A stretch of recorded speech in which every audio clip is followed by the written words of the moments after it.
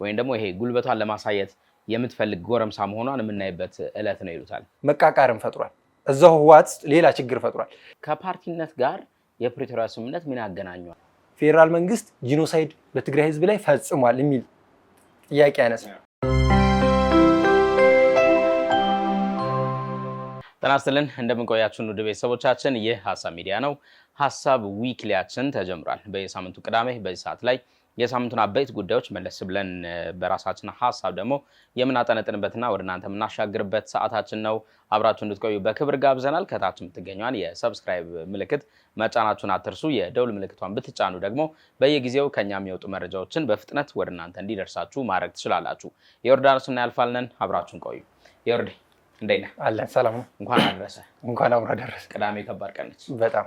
አዎ የሳምንቱ ወሳኝ ቀን። አዎ ወሳኝ ቀን ነች። እንደዚህ ደግሞ ፍክት ብላ ስትጀምር በጣም ደስ ትላለች። ቡና ደግሞ ሲጨመር እዛ ላይ ቅዳሜን በቡና ትልቅ ነገር ነው። ዛሬ በርከት ያሉ ጉዳዮችን ይዘናል። በዋናነት ለማሟሟቂያ የሰሞነኛውን የሕክምና ባለሙያዎች ጉዳይ እናነሳለን። ከዛ ደግሞ የህዝባዊ ወያነ ሓርነት ትግራይ ህወሓትን መግለጫ እንመለከታለን። ሰሞኑን የእሱን ጉዳይ መነጋገሪያ ነበረ። ትናንት አርብ ደግሞ በሞስኮ ቀዩ አደባባይ የቀዩ ወታደራዊ ጉዳይ በጣም አነጋጋሪ ነበረ። ዓለማችን ትናንት ሙሉ ለሙሉ በሩሲያ ጉዳይ ቢዚ ሆና ነበር። ሞስኮ ላይ አፍጣ ነው ያለችው። እኛም በደንብ ስንከታተለው ነበር። በጣም በሚገርም ሁኔታ ስንከታተለው ነበር። በተለይ ይሄ ወታደራዊ ነገር የሚመቸው ሰው በጣም ትናንት ቀኑን ሙሉ ምንም የትም የምትሄድበት ቦታ የለም ነበር። ሞስኮ ነበር በፓስፖርትም ቢሆን። ስለዚህ እሱን ጉዳይ እናነሳለን። ከህክምና ባለሙያዎች እንጀምር። የህክምና ባለሙያዎች ጥያቄ እንደ ጥያቄነቱ ልክ ነው ብለን እናነሳለን። እኛም እንደ ሀሳብ ሚዲያ ጥያቄው ልክ የሚሆንበት መንገድም ፖለቲከኞች እዚህ ላይ ገብተው እጃቸውን ሰደው ነገሩን ወደ ሌላ ነገር ሳይቀይሱት የሚጠይቁት ጥያቄ በህጋዊና በህጋዊ መንገድ እንዲመለስላቸው እንጠይቃለን። ጥያቄያቸው የምንድን ነው? የኑሮ ውድነቱ ከመጨመሩ አንጻር ደሞዛችን ይሻሻል ነው። ልክ ነው።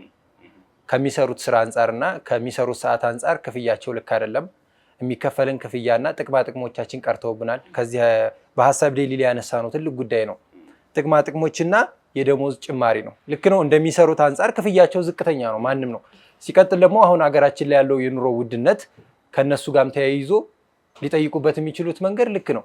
ነገር ግን የነሱ ጥያቄ ሰሞኑ በጣም ትልቅ ሀሳብ እየሆነ የመጣው የነሱ ጥያቄ ፖለቲከኞች ለራሳቸው ጥቅም እየተጠቀሙበት ነው።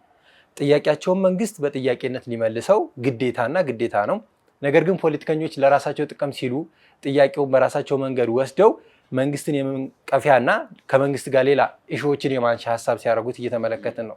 ነገር ግን ይሄ ጉዳይ እነሱም የጠየቁበት መንገድ ልክ ነው። ነገር ግን ሌሎች የተጠቀሙበት መንገድ ነው ልክ ያለው ነው። መንገዱ ያኛው ልክ አይደለም እንላለን እንጂ የዶክተሮቹ ጥያቄ ልክ ነው። የህልውና ጉዳይ ነው። ምንድነው ሳቲስፋክሽን? የቤት ኪራይ አይከፍልም፣ ምግቤን አያሟላልኝም። በዚህ ጥያቄያቸው ላይ መንግስት ትክክለኛውን የሚባለው መፍትሄ ሊሰጣቸው ይገባል ባይ ነው። ምን ይባላል መሰለ ፖለቲካው ላይ በተለይ ደግሞ ለተቀናቃኞች እንደዚህ አይነት ሁነቶች ሲከሰቱ ጥሬ ዕቃ ቀረበ ይባላል። በጣም ጥሬ ግብአት አገኙ ይባላል። እና አሁን ፖለቲከኞች በእርግጥም ይህንን እንደ ጥሬ ግብአት እየተጠቀሙበት ነው የሚገኘው። በእርግጥም ደግሞ ነገርየው ከፖለቲካ ጋር የሚያያዝ አይደለም። የሰብአዊነት ጥያቄ ነው፣ የመብት ጥያቄ ነው፣ የመኖር ጥያቄ ነው፣ የህልውና ጥያቄ ነው፣ የዜጋ ጥያቄ ነው። እንግዲህ የተማርክበትን ጊዜ አስበው፣ በዛ የመማር ሂደት ውስጥ ተስፋ ያደረግከውን ያሳልፍከውን ነገር አስበው። ስትማር መቼም ያው ከልጅነት ጀምሮ ታስብም የለ እንዲህ መሆን እፈልጋለሁ ምናምን ነገር ብለህ ስትል ከዛ በትክክልም እዛ ቦታ ላይ ራስን ስታገኝ የምታስቀድማቸው ብዙ ነገሮች አሉ። የህክምና ባለሙያዎች እጃቸው ላይ ነፍስ ነው ያለው፣ በተለይም ደግሞ የሰው ነፍስ ነው ያለው እና እንግዲህ እኔ እናንተ እዛ ሄደን በእነሱ እጅ ታክመን ምናምን ከሞት አፋፍ የሰውን ህይወት ማዳን ትልቅ ሳቲስፋክሽን ነው። ግን እሱ እንጀራ አይሆንም ነው። የ8 ሰዓት ሰርጀሪ ሰርተን ወደ ቤት ግን የምንሄደው ከሰው ጋር ተጋፍተን ነው። ትራንስፖርት ተጠቅመን ነው። ረጅም የእግር መንገድ እንጓዛለን። ከዛ ደግሞ የቤት ኪራይ የሚባል ነገር ያሳስበናል። ከዛ ደግሞ የሚበላ የሚባል ነገር አለ። ከዛ ቤተሰብ አለ የሚባሉ ነገሮችን በተደጋጋሚ እንሰማለን። አንድ ስቶሪ ምናምን ብቤ ነበረ። አንድ ክፍለ ሀገር ላይ የተመደበ የህክምና ባለሙያ እናትየው እዚህ ከተማ ናቸው ያሉት እና ስልክ ሲደውል ይሳቀቃል በጣም። ምክንያቱም እሳቸው ልጃቸው ዶክተር እንደሆነ አካባቢ ላይ ይወራል። በጣም በቃ ሰው የሚገርም አይነት ክብር ምናምን ነው የሚሰጣቸውና እሱ ግን ኑሮውን የሚያውቀው እሱ ነው። እዚህ ደግሞ የሚጠየቁ ብዙ ጥያቄዎች አሉ። ከቤተሰብ የሚቀርቡለት ብዙ ጥያቄዎች አሉ። የሚያገኛትንና ስሙን የያዘውን ስም የሕክምና ባለሙያ ዶክተር የሚለው ስም የሚያገኘው ነገር አይጣጣምለትም እና ይሄ ምንም ጭራሽ ከፖለቲካ ጋር የሚገናኝ ነገር አይደለም። በእርግጥም እንደዚህ አይነት ጥያቄዎች በምርጫ ቅስቀሳ ወቅት እንዲሁም ደግሞ እንዲህ አይነት የፖለቲካ መፋተግ ባለባቸው ወቅት ላይ በብዙ ለመጠቀሚያነት የሚያውሉት አሉ። ከ4 ዓመት ከ5 ዓመት በፊት ይሄ ጥያቄ ተነስቶ ነበረ። የዛ ጊዜም ተዳፈነ የሚባል ቅሬታ ያነሳሉ የሕክምና ባለሙያዎቹ። ያም ሆነ ይህ ግን ነገርየው እንዳልከው ቅድም ከፖለቲካ ጋር የሚያያዝ አይደለም። የሰብአዊነት የሰውነት የመኖር አይነት ጥያቄ ነው። መንግስትም ይህን ጥያቄ ትኩረት እንደሚሰጠው ተስፋ እናደርጋለን። አብዛኞቹ የሕክምና ባለሙያዎች ከሚያነሱት ጉዳይ መካከል ጥያቄያችን እንኳን በአግባቡ መንግስት ጋር እንዳይደርስ ይታፈናል የሚሉ ነገሮችን ያነሳሉ። ይህንን የሚያደርጉ ዘርፉ ላይ ያሉ ሰዎች አካባቢ ላይ ያሉ ሰዎች ለምን ሊባሉ ይገባል። ያፊ እንደሚታወቀው የእኛ ማህበረሰብ ለዶክተር የሚሰጠው ግምት ትልቅ ነው። ከስራቸውም አንጻር ትልቅ ነው። ክፍያቸው ግን የወረደ ነው። በማህበረሰቡ እይታም ስታይ ዶክተር ሲባል የሚከፈለው ክፍያ በጣም ትልቅ ነው የሚመስለው። ምክንያቱም እንደ ልፋታቸው እንደሚሰሩት ሰዓት የሚከፈላቸው ክፍያ ግን እነሱ ነው የሚያውቁት፣ ኑሯቸውን አይሸፍንም። ለምሳሌ እኮ አንድ ዶክተር ቤት ልከራይ ሲል ምንድነው ተብሎ ዶክተር ነህ ከተባለ የቤት ኪራይ ምን ያህል እንደሚወደድበት እናውቃለን። ስሙ ለብቻው በጣም ዋጋ ጫና ያሳድራል። እነዚህ ጫናዎችን መቋቋም የማይችል ክፍያ እየተከፈላቸው ነገር ግን የሚሰጣቸው የእነሱ ግምት ልክ አይደለም። ጥያቄያቸው በህጋዊና በህጋዊ መንገድ ሊመለስ ይገባል። ያፊ እዚህ ጋር ትልቁ ጉዳይ ምን መሰለህ? እነሱ ጥያቄያቸው እንደ ጥያቄ አነሱ። ነገር ግን መንግስት ይህን ጥያቄ የሚመልስበት መንገድ በጣም ተጠባቂ ነው። ምክንያቱም መንግስት በቀጥታ ደሞዝ ይጨመርልን ስላሉ ነገ 10 ሺህ ነበር 20 ሺህ አድርጎ ከሆነ በጣም ኢትዮጵያ ውስጥ በጣም የደሞዝ ጥያቄ ያለባቸው ዘርፎች አሉ። ለምሳሌ መምህራን፣ ወታደር፣ ማነው የመንግስት ሰራተኛውን ብትለው የሚከፈለው ክፍያና የሚሰራው ሰዓት በቂ አይደለም ከኑሮ ውድነቱ አንጻር። እነዚህ ጥያቄዎች የሚከፈልበት መንገድ፣ እነዚህ ጥያቄዎች የሚመለስበት መንገድ መንግስት በምን አይነት መንገድ ነው የሚመልሰው? በጣም ተጠባቂ ጉዳይ ነው። ይሄ ሌክዠሪ ነገር አይደለም ነው የነሱ እንትናቸው። ይሄ ሌክዠሪ ላይፍ እንኑር ምናምን ነገር አይደለም። እንደው ግን ይሄ ለመኖር ያስችለን ነው ዋነኛ ነገራቸው። እንዳልከው ደግሞ የነርሱ ጥያቄ የሚመለስበት አግባብ ሌሎች እንደ ማንቂያ ደወል ሊጠቀሙት ይችላሉ። እሱንም ደግሞ ፖለቲከኞች ይሄ ተቀናቃኝ የምንላቸው ፖለቲከኞች ደግሞ እንደ ሌላ ግብአትነት የሚጠቀሙበት ቴንደንሲ በጣም የሰፋ ነው። ለማናቸውም የሰሞነኛው የሕክምና ባለሙያዎች ጥያቄ በእጅጉ ትኩረት የሚያስፈልገው ጉዳይ ነው። በጣም አሪፍ። ወደ ሌላ ጉዳያችን ለፍ ዮርዲ።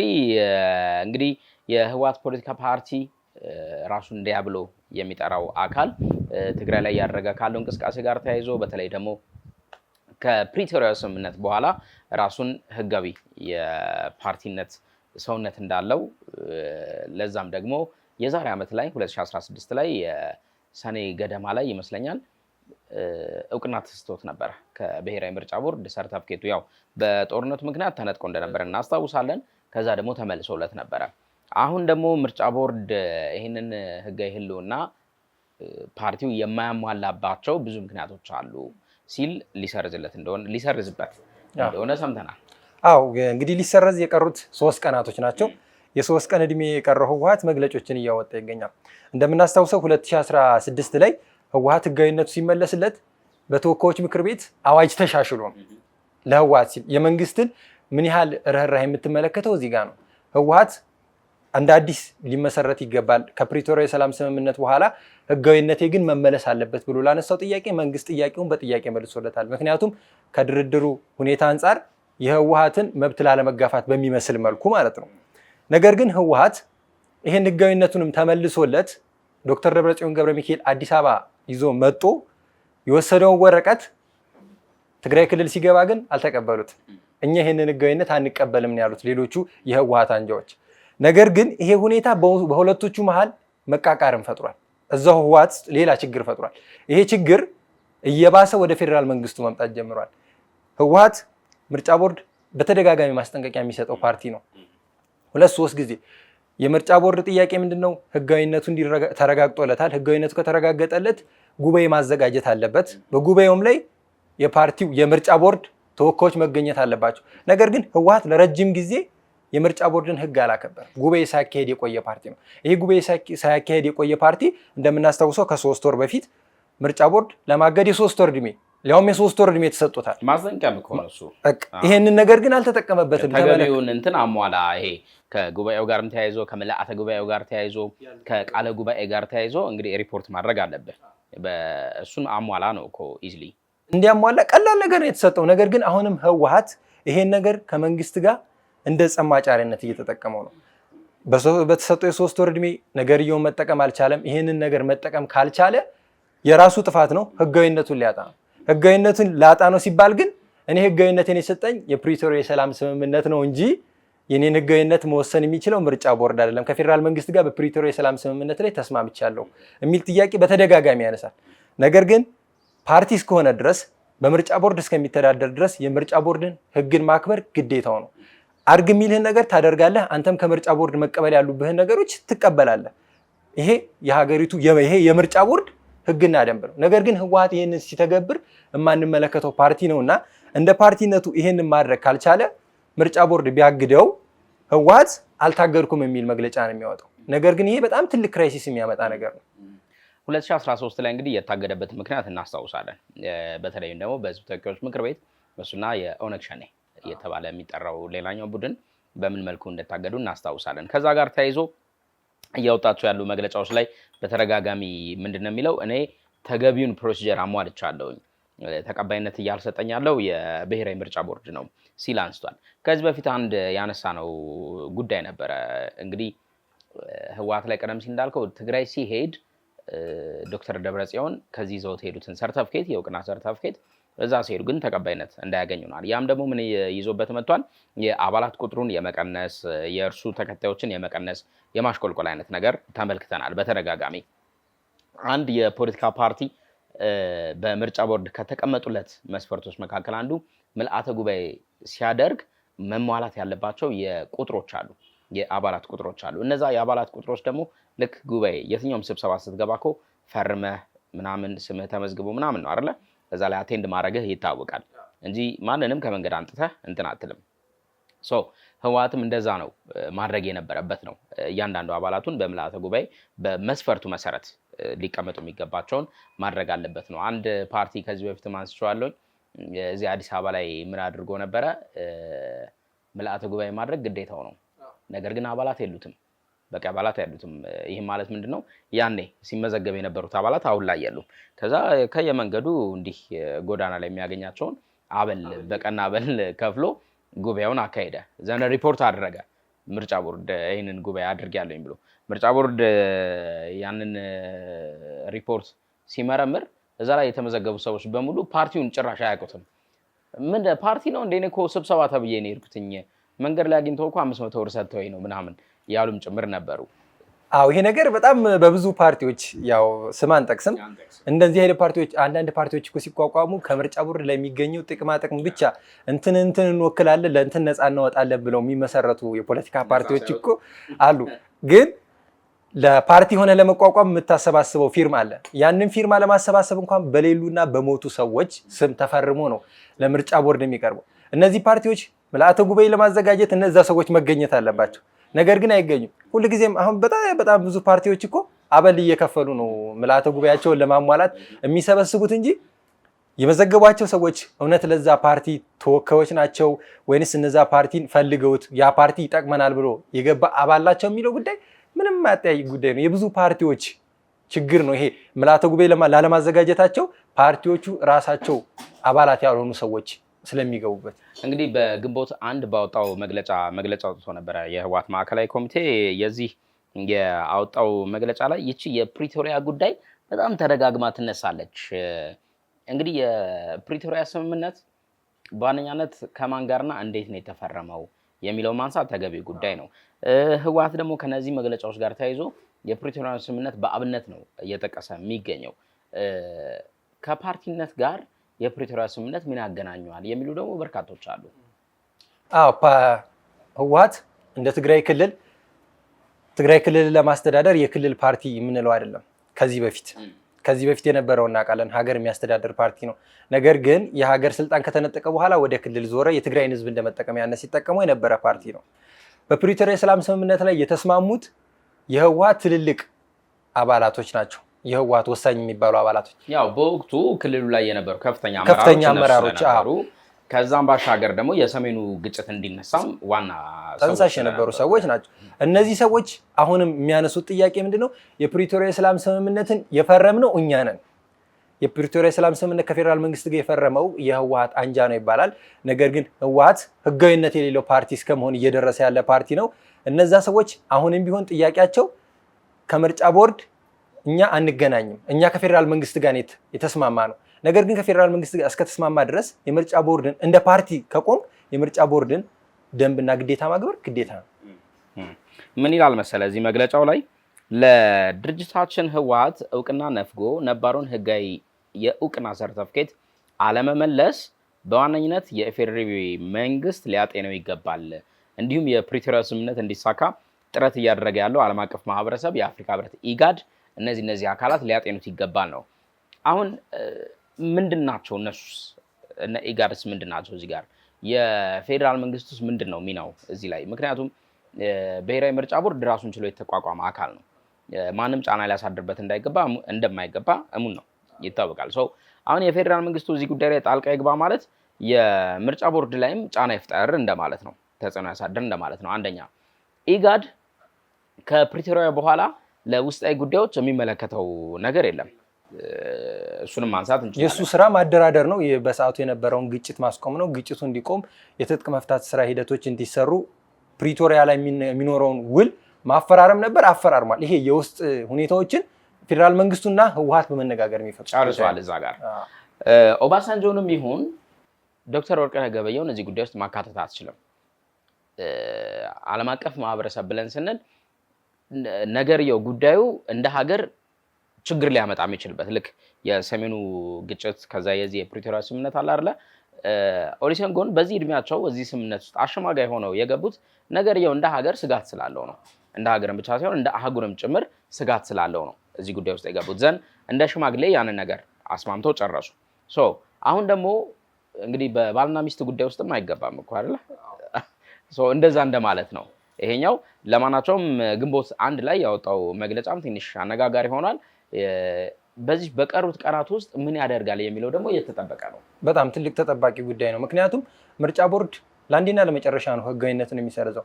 እናስታውሳለን 2016 ላይ ሲመለስለት ምርጫ ቦርድ እንደ አዲስ ይቋቋም የሚል ነበረ መጀመሪያ ላይ የነበረው ሀሳብ። እንደ አዲስ የሚቋቋመው ሀሳብ እኔን አይወክልም፣ ግማሽ 50 ዓመታትን የቆየ ፓርቲ እንዴት ነው እንደ አዲስ ይቋቋም የምትሉት ብሎ ከፌዴራል መንግስት ጋር በገባው ሰጣ ገባ የፌዴራል መንግስት በ2016 አዋጅ እስከ ማሻሻል አዋጅ አሻሽሎ ነው እንግዲህ ህጋዊነቱን የመለሰለት። ህጋዊነቱ ተመልሶለትም በወቅቱ እኮ የሚፈልገው ጉዳይ ህጋዊነት ይመለስልኝ ነበረ። ህጋዊነቱ ተመለሰለት። ህጋዊነቱ ሲመለስለትም አሁንም ህወሓት ከፌዴራል መንግስቱ ጋር ሌላ ጸብ ወይንም ሌላ ችግር መፍጠር እንደሚፈልግ እኮ የምትረዳው ህጋዊነቱ ተመልሶለት መቀሌ ሲመለስ ይሄ ህጋዊነት ለእኔ አይሰራም፣ የጠየቀውን ጥያቄ እንዴት ነው እንካ ተብለህ ከተሰጠው ነው የምፈልገው እሱም መመለስ አችልም። ሲቀጥል ህወሓት እዚህ ፕሪቶሪያ ሰላም ስምምነት ላይ ከተስማማ በኋላ ህወሓት የፕሪቶሪያ ሰላም ስምምነት የተሰጠው ፌዴራል መንግስት ጂኖሳይድ በትግራይ ህዝብ ላይ ፈጽሟል የሚል ጥያቄ ያነሳ። ይሄ ጥያቄ እኮ መነሳት የሌለበት ጉዳይ ነው። ምክንያቱም ይሄንን ጸብ ያጫረው ማን ነው? ህወሓት ራሱ በትግራይ ህዝብ ላይ ባመጣው መዘዝ የፌዴራል መንግስቱ ወንጅሎ ህጋዊነት ይመለስልኝ አይመለስልኝ የሚለው ጥያቄ ፋይዳ የሌለው ጉዳይ ነውና አሁን ምርጫ ቦርድ የሚወስነው ውሳኔ በጣም ተጠባቂና ትልቅ ውሳኔ እንደሚሆን እንጠብቃለን። እንደውም የ2016ቱ የህጋዊ ሰውነት መመለስ ላይ ትንሽ ነገሮችን የማለሳለስ ሂደት እንደነበረ እናስታውሳለን። ምክንያቱም ይሄ በአንድ ሀገር የምርጫ ስርዓት ህግ ውስጥ ራሱን የቻለ አካል አለ አይደለ? ልክኛ አሁን ብሔራዊ የኢትዮጵያ ብሔራዊ ምርጫ ቦርድ ብለን የሰየም ነው። ህወሓት ታስታውሳለህ ከአራት ዓመት በፊት መቀሌ ላይ የራሱን ምርጫ አካሂዶ ነበረ። የራሱን ኮረጆ አዘጋጅቶ የራሱን ታዛቢዎች ሰይሞ የራሱን ምርጫ አካሂዶ ነበረ። ይህንን ምርጫ የብሔራዊ ምርጫ ቦርድ እውቅና አልሰጠውም፣ ውድቅ አድርጎታል። ልክ ያኔ ውድቅ ያደረገለትን አካል አሁን ደግሞ እሺ የባህሪ ለውጥ አለ በሚል ተቀብሎታል። ስለዚህ አሁን ደግሞ ምንድን ነው የሚጠበቀው? እሺ ለምሳሌ ይሄኛው የ3 ቀኑን እድል ምናልባት ሳይጠቀምበት አለፈ እንበል። ስለዚህ ህወሓት አሁንም ልክ ወደ ቀድሞ ነገር ሊመለስ ነው። ከዚህ በኋላ ብሔራዊ ምርጫ ቦርድ አያስተዳድረኝም፣ የራሴ ምርጫ ራሴ ማድረግ እችላለሁ ብሎ ኮሮጆ ሊያዘጋጅ ነው እንደገና ወይስ ምንድነው? በጣም ትልቅ ችግር የሚፈጥር ነገር ነው። ምክንያቱም አንድ ፓርቲ እንደ ፓርቲነት መተዳደር ያለበት የሀገራዊ ምርጫ ቦርድ ተብሎ የተቋቋመ አካል አለ። በሱ አዋጅና መመሪያ እስከሆነ ድረስ ህወሓት እንደ ፓርቲ የቆመ ፓርቲ ነው። ክልል የማስተዳደር ስልጣን አለው፣ ክልልን ያስተዳድራል። ነገር ግን ለምርጫ ቦርድ አልታዘዝም የሚል ከሆነ ይሄ ሌላ ችግር ነው። ከፌዴራል መንግስት ጋር ሆነም የማይጠበቅ ነገር ልንመለከት እኮ እንችላለን። ምክንያቱም ህጋዊነት የሌለው ፓርቲ ክልልን ሊያስተዳድር አይችልም፣ የሚተዳደርበትም ምንም ስልጣን የለውም ማለት ነው። መልካም። እስቲ እንግዲህ የሚኖሩ ጉዳዮችን ደግሞ እየተከታተልን በሀሳብ ሚዲያችን ላይ በቀጣይ ይዘን የምንመለስ ይሆናል። ከአፍታ በኋላ እንመለስና ወደ ሌላኛው ጉዳያችን እንለፍ። አብራችሁን ቆዩ ውድ ቤተሰቦቻችን። ከአፍታ በኋላ እንገናኛለን።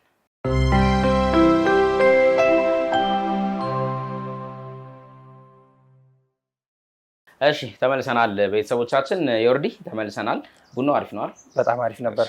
የኔ ግብዣ ነው። ሩሲያ በጣም በድምቀት ከምታከብራቸው ቀናት መካከልና ልዩ ግምት ከምትሰጣቸው ቀናት መካከል የድል ቀኗ ተጠቃሽ ነው። በተለይም ደግሞ የሁለተኛው የዓለም ጦርነትን ስናነሳ የጀርመን ጽንፍና የቀድሞ የሶቪየት ህብረት ጽንፍን ማንሳት እንችላለን። ከእሱ ጋር ተያይዞ እንግዲህ 80 ድፍን ዓመታት የሞሉት ይሄ ጦርነት ዛሬን ድረስ ለሩሲያ የክብር ቀን የድል ቀን ተብሎ ይከበራል። በነገር ላይ ዓለማችን ላይ 2 ሀገራት ብቻ ናቸው የድል ቀናቸውን የሚያከብሩት። ይህን ታውቃለህ? ኢትዮጵያና ሩሲያ። እንግዲህ ኢትዮጵያ ከአድዋ ጋር ተያይዞ ታላቁን ጦርነት አሸንፋለች። ይሄኛው ደግሞ የሁለተኛው የዓለም ጦርነት የዓለማችን እጅግ በጣም በታሪክ ተጠቃሽ የነበረውን ጦርነት ሩሲያ አሸናፊ ሆናለች። አዶልፍ ሂትለር ስሙ በተደጋጋሚ ከዚህ ከአምባገነንነት ከጨካኝነት ጋር ተያይዞ ይነሳ የነበረው ሰው የመጨረሻ ፍጻሜው የሆነበት ዘመንም ይኸው የሁለተኛው የዓለም ጦርነት ነበረ። ትናንትና እጅግ በጣም ደማቅ በሆነ ስነስርዓት በሞስኮ ይሄ የ80ኛ ዓመት የድል ቀን ሲከበር ነበረ። በዚህ በዓል ላይ በርካታ የዓለም ሀገራት መሪዎች ተገኝተዋል። የተጠበቀው ነበር የሆነው። በዓሉ በጣም የደመቀ ወታደራዊ ትርኢት ለሚወድ ቅድም እንዳልከው ወታደራዊ ትርኢት ለሚወድ ሰው በጣም አንድ ቀን ሙሉ የፈጀ ወታደራዊ ትርኢት መመልከት በጣም ቀላል ነገር አይደለም። በጣም ያው ይሄ የድል በዓል ለሩሲያ በጣም ትልቅ ነው። በተለይ ደግሞ እንደዚህ 80ኛ ዓመቱን መያዙን ስታስበው በሁለተኛው የዓለም ጦርነት ዓለም ላይ ምን ያህል ውድመት እንዳደረሰ እንመለከታለን።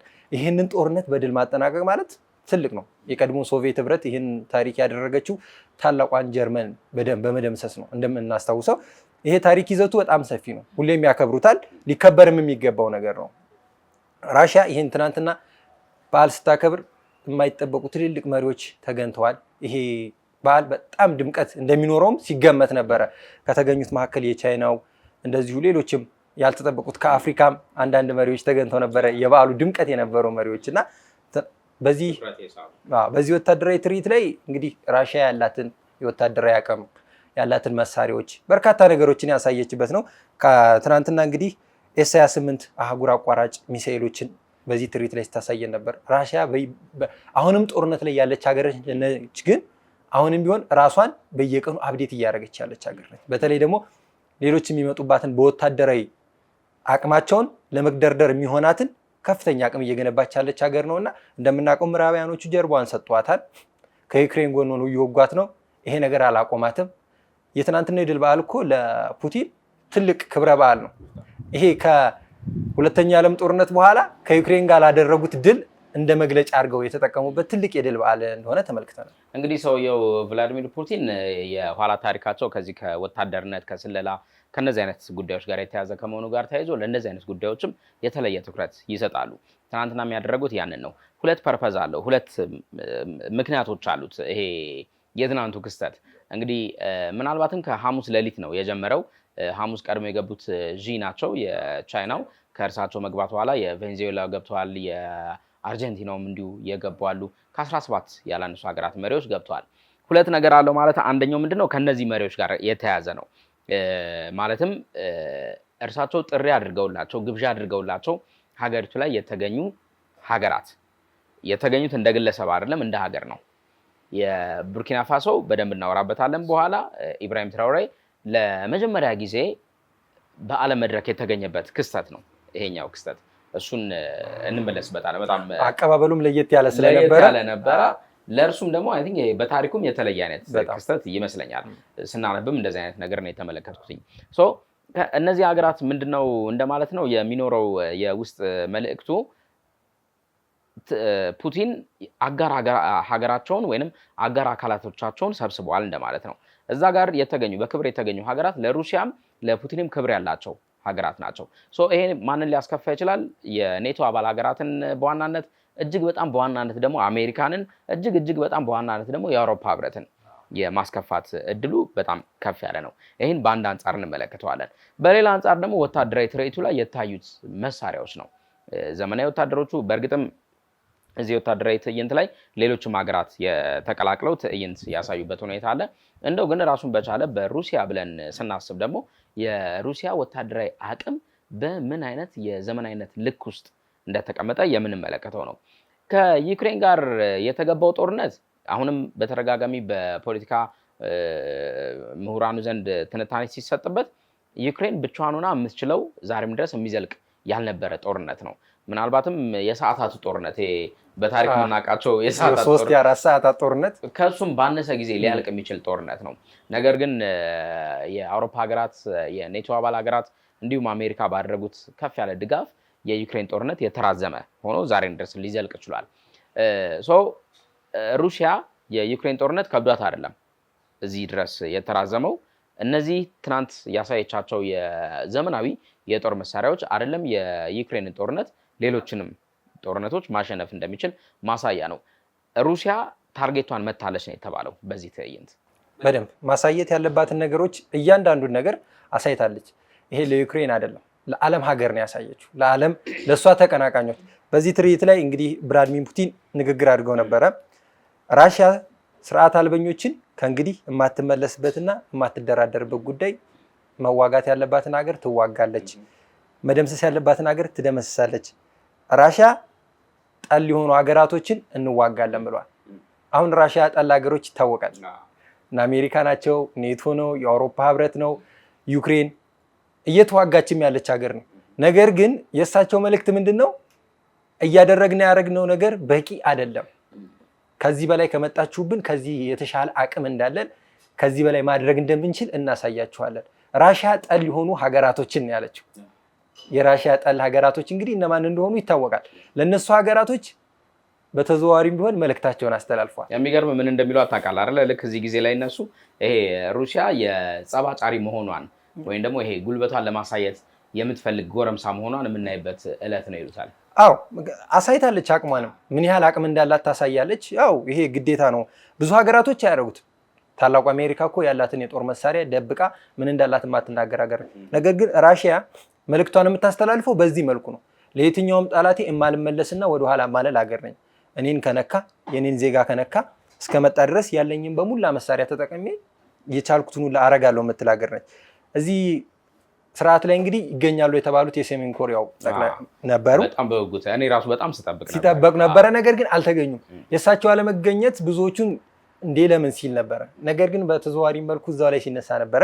የሰሜን ኮሪያ ወታደሮችን ሽልማት ስነስርዓትም ተመልክተናል።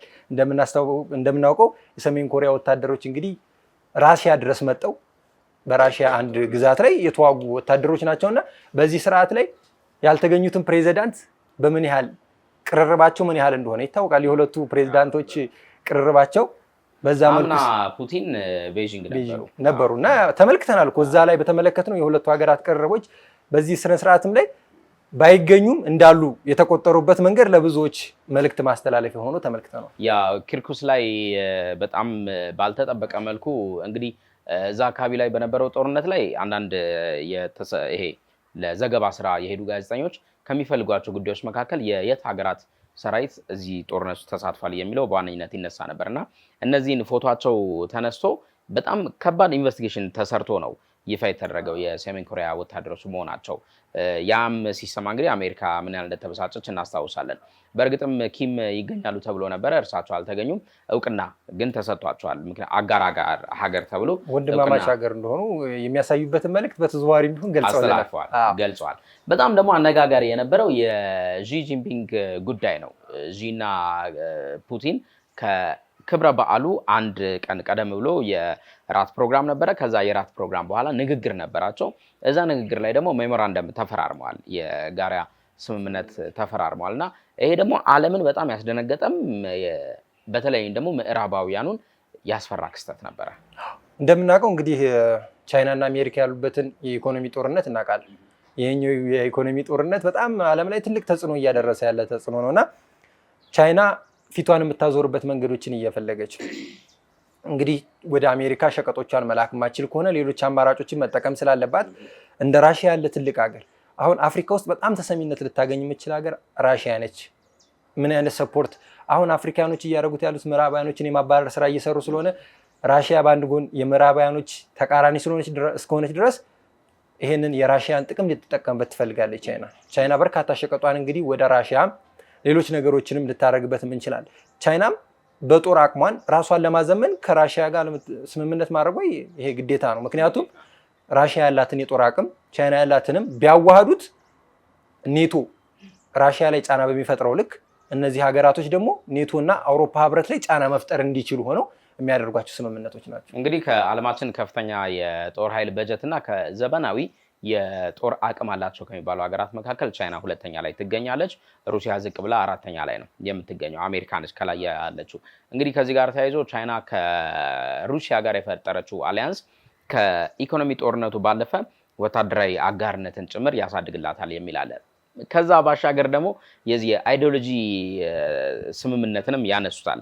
እንግዲህ የራሽያን፣ የሰሜን ኮሪያን፣ የቻይናን አይዲዮሎጂ ስናነሳ ተመሳስሎት አለው እና ከእሱ ጋር ተያይዞ በተለይም ደግሞ በጣልቃ ገብ ጦርነት ውስጥ ራሳቸውን በጣም በስፋት የሚያሳትፉት አሜሪካና የምዕራባውያን ሀገራትን ጭምር ትንሽ ያስታግሳል የሚል ነገር ይነሳል። እዚህ ላይ የዢ በጣም ትኩረት የተሰጠው ጉዳይ ነበረ። ሌላኛው እንግዲህ ዮርዲ የኢብራሂም ትራውሬ የሩሲያ ላይ የታየበት ሞስኮ እዛ ሰልፍ ላይ የታየበት ይልቁንም ደግሞ ወደ ሞስኮ ሲገባ የነበረ ሁኔታ ሌላኛው ልዩ ክስተት ነበረ። ከሞስኮ በፊት እኮ ነው ኢብራሂም ትራውሬ እንግዲህ ወደ ቡርኪና ፋሶ ራሻ የራሷን F1 ፎርስ የአየር የጦር አውሮፕላኗን ልካ እሱ ብቻ አይደለም ሌሎች ጥቃት እንዳያደርሱበት አብረውት የሚያጅቡት የጦር ጀቶች ተልኮለት ነው ወደ ሞስኮ የደረሰውና ምን ያህል ቡርኪና ፋሶን እየደገፈች ነው የሚለው ሩሲያ በግልጽ ያሳየችበት ሁኔታ ነው። እናውቃለን ቡርኪና ፋሶ አሁን ያለችበት ኢብራሂም ትራውሬ ለአፍሪካ አሪያ የሆነ መሪ ነው። ከአውሮፓዎች ጋር ሙሉ ለሙሉ ተቃቅሯል። 19 ጊዜ የግድያ ሙከራ እስከማድረግ ደርሰውበታልና ይሄም ግንኙነታቸውን እንዲያጠነክሩ አድርገዋል። እንደምናውቀው ሰሞኑን ራሽያ ለቡርኪና ፋሶ ለኢብራሂም ትራውሬ ድጋፍ አድርጋለች። የጦር መሳሪያ አሏት የሚባሉትን ኃይል ለቡርኪና ፋሶ እንግዲህ ለጥበቃ ለጋርድ ጥበቃና ለሌሎች ኃይሎችም እንዲሆኑት ብላ ራሽያ ለግሰዋለች እና ከዚህ ግንኙነታቸው ጀርባ ትናንትና ኢብራሂም ትራውሬ የተገኙበት መንገድ በብዙዎች ዘንድ እያነጋገረ ነው። አቀባበሉ በጣም ለየት ያለ ነው። በጣም ብዙ ቪዲዮዎችን ተመልክተህ ከሆነ አይተናል። ኢብራሂም ትራውሬ ጋር ፎቶ ለመነሳት ብዙዎች ሲጋፉ በጣም እንደዚህ አይነት ግንኙነቶች ራሽያ የምትጠቀምበት አጋጣሚ ነው። ራሽያ ከአውሮፓ ጋር እንደተቃቃረችው ከአውሮፓ ጋር የተቃቃረ ሀገር ጋር ጓደኝነት ነው የምትፈጥረውና ከኢብራሂም ትራውሬ ጋር ያደረገችው ግንኙነት በዚህ ልክ እንጠብቀው ነበረ። ሆኖም አግኝተነዋል። እንግዲህ ከፈረንሳይ ጋር ከተቃቃረ በኋላ በተለይም ደግሞ ወታደሮች እንዲወጡ ካደረገ በኋላ እነዚህ ያለፉት 2 ዓመታት ላይ የተከሰቱትን ነገሮች ስናነሳ ትራውሬ ሙሉ ለሙሉ የአውሮፓውያን ሀገራትን ድጋፍ ተነስቷል። ሙሉ ለሙሉ አተውታል። ያም ግን ምን ይዞለት እየመጣ ነው? ሌሎች አጋር አካላትን ይዞለት እየመጣ ነው። ለእርሱ ትልቅ ማስተማመኛ ነው ሲሉ የገለጹም አንዳንድ ዘገባዎች አሉ። በተለይም ደግሞ ፑቲንን መያዝ ዢን መያዝ ቀላል የሚባል አይደለም ከትራምፕን ከመያዝ ባለፈ የሚሉ በርካቶች አሉ። የኢብራሂም ትራውሬ ምናልባት የዚህ ፖለቲካዊ እውቀቱ እስከምን ድረስ ነው የሚለው ጥያቄ ውስጥ የሚገባ ቢሆንም እንደ አይነት አጋር አካላትን መያዙ ግን ለሀገሬው ይዞት የሚመጣው ነገር እጅግ የበዛ ነው የሚሉ አሉ። እዛ ቦታ ላይ ሲገኝ በጣም የተለየ የሚያደርገው በጣም በልዩ አጀብ በልዩ መልኩ እንደተጋበዘ የሚያስታውቀው ምንድነው? ትጥቁን እንኳን አልፈታም። የራሱን ትጥቅ አልፈታም። ይሄ የፕሮቶኮል ጉዳዩ አላሳሰበውም። በቀድሞ በሚታየው ወታደራዊ አልባሱ ነው አሁንም እዚህ የሞስኮ ትዕይንት ላይ የተገኘው። ይሄ ነገር ደግሞ ምንድነው ሩሲያ በምን መጠን ነው ቡርኪናን እየደገፈች ያለችው የሚለውን የሚያሳይ ሆኗል። እንግዲህ በጣም ከፍ ያለ ትኩረት ተሰጥቶት የነበረው በዋናነት ኪም ይመጣል ተብሎ ነበር። እሱ አልመጣም። ወደ ዢ ዞሮ ነበረ ያ ትኩረት። ሌሎቹም ሀገራት እንዳሉ ሆነው የትራውሬ ደግሞ ሌላኛው ከፍ ያለ ትኩረት ያገኘው ጉዳይ ነው። እዚህ ፕሮግራም ላይ እኮ በርካታ እንግዶች ተጋብዘዋል። ትልልቅ ሀገራት መሪዎችም መጥተዋል። ነገር ግን ለእነሱ የተደረገላቸው አቀባበል ለየት የሚያደርገው ግንኙነታቸው ምን ያህል እየጠበቀ ነው፣ ምን ያህል ግንኙነታቸው ከፍ እያለ ነው ለሚለው ማሳያ እንዲሆን ተደርጎ የተነበረ ነው እና እሳቸውም ያደረጉለት አቀባበልና ትራውሬም እንግዲህ እስከነ ወታደራዊ ዩኒፎርሙ እዛ ፕሮግራም ላይ የተገኘበት መንገድ ያን ያህል የምንጠብቀው ነበረና ሆኖ አይተነዋል። እንግዲህ ይሄኛው ትዕይንት የሩሲያ 80ኛ ዓመቷን በዚህ መልኩ ማክበሯ፣ የድል ቀኗን በዚህ መልኩ ማክበሯ ከበስተጀርባው የሌሎች ሀገራትን ዝግጁነት እንዴት ያደርጋል የሚለው ጥያቄ በተንታኞች ዘንድ በደንብ እየተነሳ ነው። ምክንያቱም አሁን ምዕራባውያን ይህንን ትዕይንት አይተው ዝም የሚሉ አይደለም። በተለይም ደግሞ አሜሪካን እጅጉን የሚያስከፋ ነው። ሰሞኑን እያየነው ያሉ ከቅርብ ጊዜያት ወዲህ የዩክሬን ጦርነት ላይ አሜሪካን እያስተዋልንባት ያለው እንቅስቃሴ አለ። ነገር የሆነ የማብረድ የማለሳለስ አይነት እንቅስቃሴ ትራምፕ ከመጡ ወዲህ በደንብ እያስተዋልን ነው።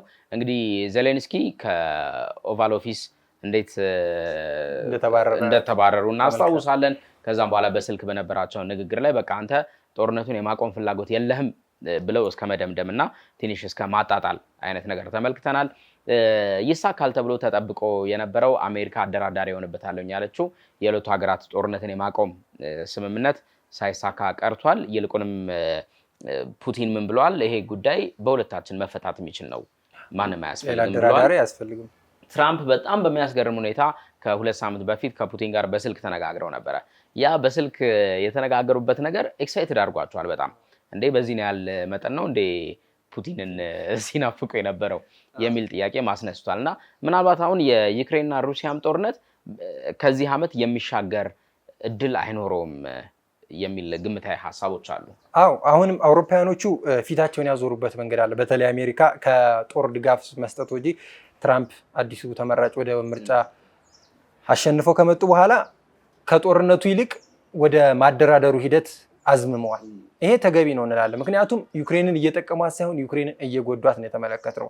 በሌላት አቅም እኛ እንደግፍሻልና ይዞሽ እያሉ በጣም በርካታ ውድመቶችን ሲያስከትሉ ተመልክተናልና ትራምፕ እያደረጉት ያሉት ማለሳለስ ጥሩ ነው። ዩክሬን ይህን ድርድር በደንብ ነው የምትፈልገው፣ ግን ራሽያ የምታስቀምጣቸው ቅድመ ሁኔታዎች አሉ። አሁንም ዩክሬን እነዚህ ቅድመ ሁኔታዎች መቅረት አለባቸው ነው የምትለው። ነገር ግን አሸናፊ እስከሆንክ ድረስ በጦርነቱ ብዙ መስዋዕትነት እስከከፈልክ ድረስ የሆነ የምትፈልጋቸውን ነገሮች መውሰድ ግዴታ ነው። ምክንያቱም ያን ሁላ መስዋዕትነት የተከፈለው የሆነ የሚፈልጉትን ነገር ለመውሰድ ስለሆነ ራሽያ ዋናነት ለማዳከም እኮ ነው፣ ሩሲያን ለማዳከም ነበረ። ነገር ግን እሱ አልተሳካም። አሁን ራሽያ የምታስቀምጣቸውን ነገሮች አምነው ተቀብለው ይሄን ድርድር ዩክሬን ተቀብላ ወደ ሰላማዊ ድርድር መምጣት ያለባቸው ጊዜ ይመስላል። ምክንያቱም ከተመለከትነው ካየነው የጦር መሳሪያ አንጻር ራሽያ እስካሁን ምንም አልተጠቀመችም ልንል እንችላለን። እየገፏትም ነው እንጂ አሁን ዩክሬን ከዚህ በኋላ እድልም የላትም፣ መልሳ እንደዚህ አይነት ድጋፎችን የማግኘት እድል የላትም። አሜሪካም ሰልችቷታል፣ ኔቶም በጣም ሰልችቷቸዋል። ሌሎችም የአውሮፓ ሀገራት የሰለቻቸው ሁኔታ ላይ ነው። ወደ ሰላማዊ መንገድ እንዲመጣ ነው። በነገር ላይ ዮርዲ ዩክሬን እኮ ምናልባት እዚህ ጦርነት ውስጥ ገብታ ባይሆን ትናንትና ከሩሲያ እኩል ይህን በዓል ታከብር ነበረ። የምታከብር ይህን እኮ የድል በዓል አስመልክቶ ሁለቱ ራሽያ በተለይ የተኩስ አቁም ስምምነት አድርጋ ነበር። ነገር ግን ይህን የተኩስ አቁም ስምምነት ራሷ ሽረዋለች። እንደ መጠቀሚያ መንገድ የወሰደችው ይመስለኛል። እሱ ነገር ሌሎች ዘገባዎችንም እያየሁኝ ነበረ።